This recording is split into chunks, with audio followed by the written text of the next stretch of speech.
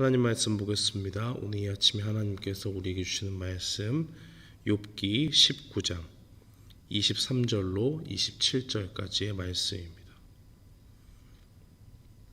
구약성경 욥기 19장 23절로 27절까지의 말씀. 우리 다 찾으신 줄 알고 함께 봉독합니다. 나의 말이 곧 기록되었으면 책에 씌어졌으면 철필과 납으로 영원히 돌에 새겨졌으면 좋겠노라. 내가 알기에는 나의 대속자가 살아계시니 마침내 그가 땅 위에 서실 것이라. 내가 죽이 벗김을 당한 뒤에도 내가 육체 밖에서 하나님을 보리라. 내가 그를 보리니 내 눈으로 그를 보기를 낯선 사람처럼 하지 않을 것이라. 내 마음이 초조하구나. 아멘. 저는 본문 말씀 욥기서 19장 23절로 27절 말씀을 통해서 육체 밖에서 하나님을 보리라 라는 제목으로 주의 말씀을 선포하겠습니다. 욥은 지금 고난을 당하는 가운데 있습니다. 그 가운데서 자신의 친구들이 자기를 몰아세우는 그러한 모습들을 봅니다. 욥은 자신을 몰아붙이는 이 빌닷이라고 하는 친구의 말에 19장에서 답변을 하고 있습니다. 욥은 자신의 처지를 이해해 주지 못하는 이 친구들을 향해서 하나님께서 이 고난을 주신 것이지 내가 어떤 죄를 지어서 고난을 당하는 것이 아니다라는 것을 계속적으로 증거합니다. 6절 말씀에는 하나님이 나를 억울하게 하시고 자기 그물로 나를 애워싸신 줄을 알아야 할지니라라고 그렇게 말하고 있습니다. 하나님이 자신에게 고난을 주시려고 특별한 계획 가운데 의도적으로 그렇게 하셨고 9절에는 나무가 뽑히듯 자신의 희망마저도 뽑으셨다. 그러니까 피할 수 없는, 사람이 도저히 자기의 힘으로는 피할 수 없는 고난 가운데 두신 분이 누구시냐? 바로 하나님이시다라고 그렇게 이야기를 합니다. 그리고 고난 가운데 자신의 곁에 있던 사람들도 하나님께서 다 떠나게 하셨다라고 이야기하면서 자신은 이제 목숨만을 겨우 부지하고 있는 그런 고통스러운 상황 가운데 있게 되었음을 한탄하고 있습니다. 하나님께서 욥을 치셨기 때문에 친구들에게 호소하기를 자신을 죄인으로 자꾸 몰아붙이지 말고 정말 하나님이 나를 치셨기 때문에 내가 어디로 피할 수 없는 상황이 되었으니 나를 좀 불쌍히 여겨달라 그렇게 호소를 합니다. 그러면서 23절과 24절 말씀에 자신의 주장이 허황된 것이 아님을 증명하기 위해서 이것을 내가 지금 말하고 있지만 누군가 기록으로 남겨서 후대에 남겨주기를 바라고 있습니다. 자신이 당하는 고난이 자신이 무슨 변명처럼 나의 의로움을 드러내기 위해서 말하는 것이 아니라 정말로 억울함 가운데 너희들은 자꾸 나를 죄인으로 모르지만 이것이 내 죄 때문에 생긴 것이 아니고 하나님이 특별한 계획 가운데 그 계획을 내가 지금 당장 알지 못하지만은 그것을 하나님께서 계획하시고 나에게 하나님께서 고난을 주기로 작정을 하셨다라고 그렇게 이야기하는 것입니다. 자신의 죄가 고난의 원인이 아니라는 것을 욥은 증명하고 싶었습니다.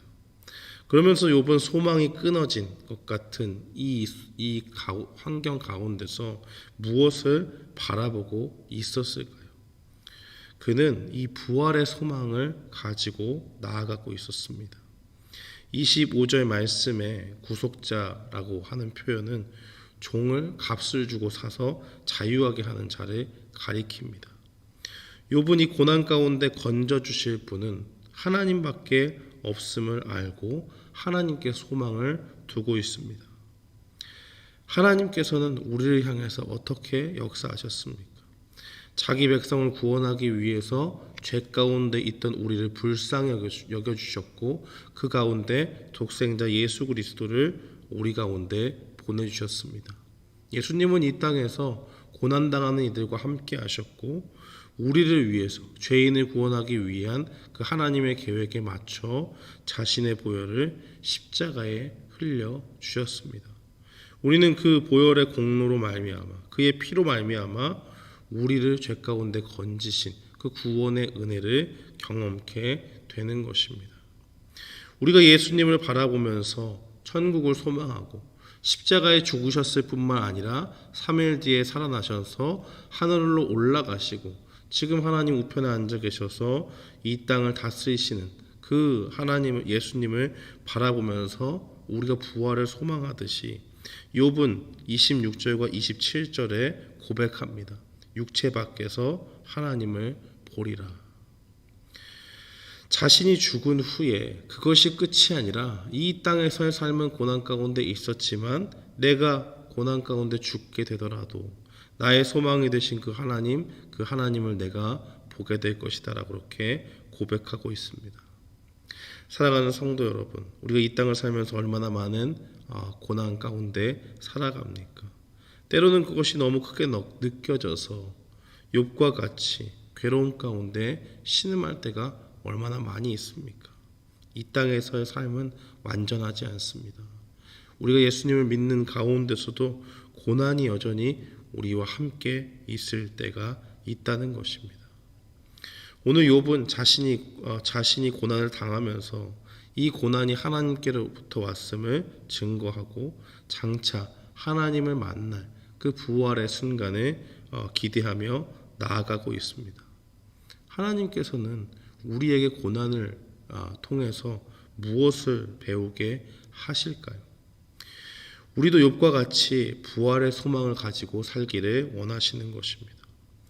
욥은 고난 중에서 때로는 자신이 이 세상에 태어난 것을 저주하면서 하나님을 원망하는 그런 마음도 표출했지만은 이제 고난 중에서 부활의 때에 만나게 될 하나님을 소망하고 있음을 우리는 말씀 속에서 발견합니다. 요한계시록 21장 4절 말씀은 모든 눈물을 그 눈에서 닦아주시고 다시는 사망이 없고 애통하는 것이나 곡하는 것이나 아픈 것이 다시 있지 아니하리니 처음 것들이 다 지나갔음이라 그렇게 증거하고 있습니다. 우리가 이 땅을 살면서 고난 가운데 살지만은 우리에게 참된 소망이 어디에 있습니까? 이 땅을 살면서 우리를 지켜주시고 보호해 주시는 그 하나님을 바라보는 데도 있지만 우리가 죽고 난 후에 하나님을 직접 만나는 그러한 부활의 때가 된다면 그 가운데서 우리는 다시 우리 눈에 눈물이 고이지 않게 될 그 순간을 맞이하게 될 것입니다. 그렇기 때문에 우리는 이 땅 가운데서 고난을 당할 때에 그것이 비록 힘들고 어려운 길이지만은 절망하지 말아야 할 것은 이 생이 우리의 끝이 아니라 우리는 예수님과 같이 부활한 그런 모습들로 나아갈 때가 반드시 올 것이고 그 가운데 우리를 구속하신 하나님을 바라보는 그러한 순간들이 우리에게 주어질 때가 있다는 것을 기대하며 나아가야 될 것입니다. 이러한 부활의 소망을 가지고 살아가는 사람은 오늘날 하루하루를 이 땅 가운데 어떻게 살아가게 되겠습니까? 요한일서 3장 3절은 이렇게 증거합니다. 주를 향하여 이 소망을 가진 자마다, 이 소망이라는 것은 부활의 소망을 이야기합니다. 그의 깨끗하심과 같이 자기를 깨끗하게 하느니라. 사랑하는 성도 여러분, 우리가 이 땅의 삶이 끝이 아니다라고 생각하면 하나님께서 주시는 그 부활의 때가 반드시 온다라는 그 믿음을 가지고 살아간다면 우리는 이 땅 가운데서 우리 자신 가운데 주님이 깨끗하심과 같이 주의 거룩하심과 같이 우리도 거룩해지기를 힘쓰며 우리 자신을 죄로부터 멀리하고 최대한 하나님 앞에 깨끗한 심령으로 나아가기를 위해서 힘쓰는 자들이 되어야 될 줄 믿습니다. 오늘 이 말씀을 기억하면서 이 땅 가운데 우리가 겪는 모든 고난의 시간들을 잘 견뎌내고 그 이후에 우리에게 하나님께서 그 부활의 영광을 함께 소유할 수 있도록 은혜를 주신다 하는 것을 기억하면서 날마다 우리의 삶을 주님의 말씀으로 깨끗이 하고 우리의 심령이 온전히 주님께 나아가기를 힘쓰며 나아가는 우리 모두가 되기를 주님의 이름으로 축원합니다. 아멘.